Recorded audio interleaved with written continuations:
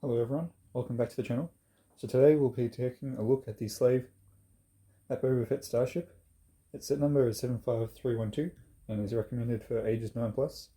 So this set was just released as part of the August wave and is continuing the trend that LEGO has been doing of reducing the size of some sets have done in the past.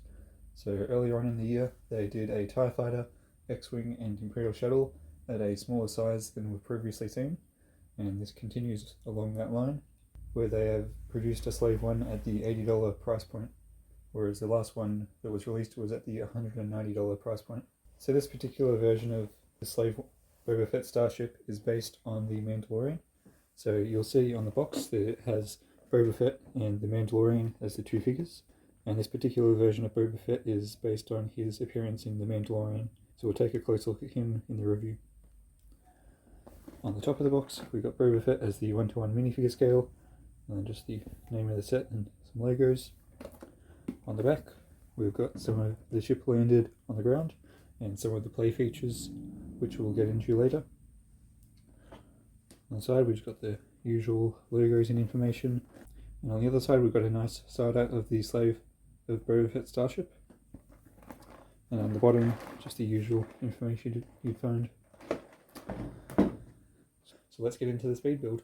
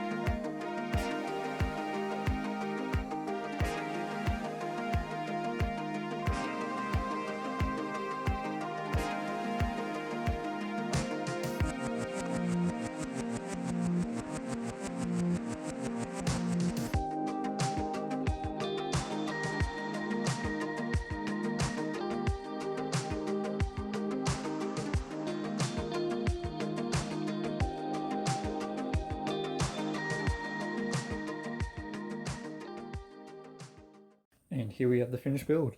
So let's start by taking a look at the figures. First up, we have Boba Fett. So he is a brand new print for this set.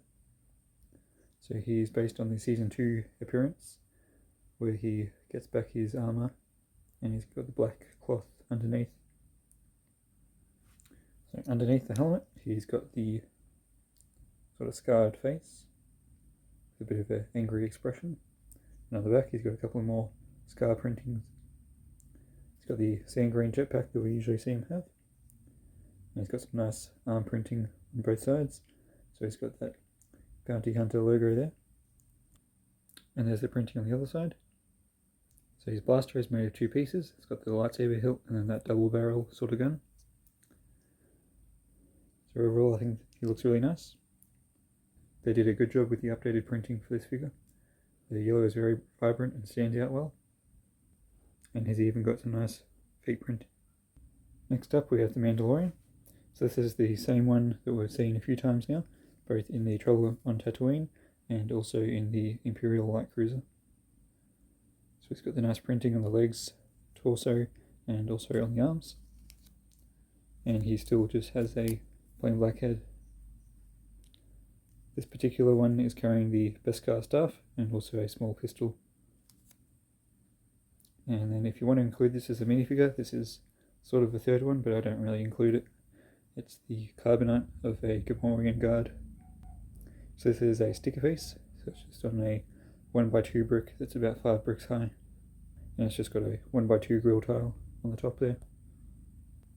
So now let's take a look at the Slav Boba Fett Starship.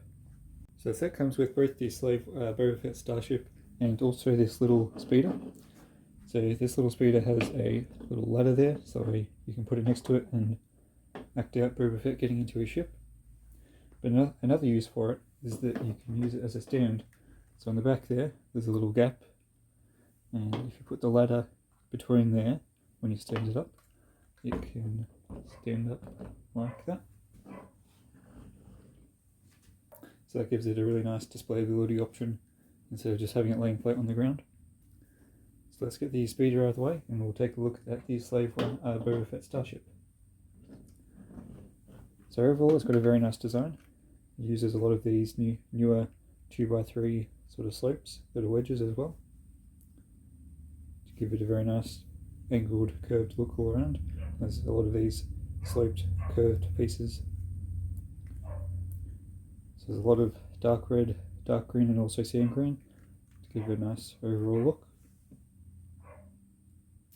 It's got two stud shooters on either side that can fire off, and it's got these two turrets down the bottom which can move up and down and also side to side a little bit. It's more intended for the up and down motion. So they don't move together, you've got to move them individually each side. The wings easily move around, so when you tilt it up and down there's a little bit of gravity action helping. The cockpit opens up and there's just enough room that you are able to place your Boba Fett minifigure. So he just fits in there very tightly, like that, and that can just close up. On the back of the ship there's actually a little handle here that comes out, so that gives you a nice option to hold it. So that's very sturdy, it's made out of Technic and that goes into the whole core of the ship. So you can hold it from other places, like at the bottom it's not going to fall apart or anything, but the little carry handle is a nice little extra option. And then at the front here we've got the little cargo bay area, so that opens up and you can put your little Gamorrean guarding carbonite into there, so it just slides in there nicely and that closes up. So on the back there's a lot of nice engine detailing, so it uses these trans orange pieces. And there's also a lot of nice curved, wedged and sloped pieces around for a lot of nice detailing. And inside of the cockpit there's also that 1x2 slope with the control panel, which is a little bit weird since that's where Boba's head goes when he sits in there. He kind of sits in there like that, so he's kind of facing away from the control panel. I think the only feature that they weren't able to include in this smaller design of the Slave 1 compared to other Slave 1s that they've released is the rotation of the cockpit. So usually there'd be a seat in this cockpit area that would spin around as the wings move up and down between when it takes off horizontally and then it converts to the vertical position. I think the reason they didn't add that was because it would have been too hard with the small space to include that, which I think is alright since it is a lot smaller than the previous Slave ones have been. I think overall for the size of the ship it's definitely very detailed and the shaping overall is very nice. I think this set is definitely intended to be for people that either can't afford the larger Slave one or don't have the room to display it. So this gives people the option of buying a cheaper Slave one that's smaller so it takes less room to display. And the only other people that will be buying it will be for the Boba Fett minifigure, since he is exclusive to this set at the moment. But with the Book of Boba Fett coming out later this year, he will most likely appear a few more times at least. That's all for this video. Reviews for the rest of the August wave are out already on my channel, so if you'd like to check them out, so there'll be a link to those at the end of this video, and I'll also put a link in the description. So thanks for watching, and I'll see you in the next one.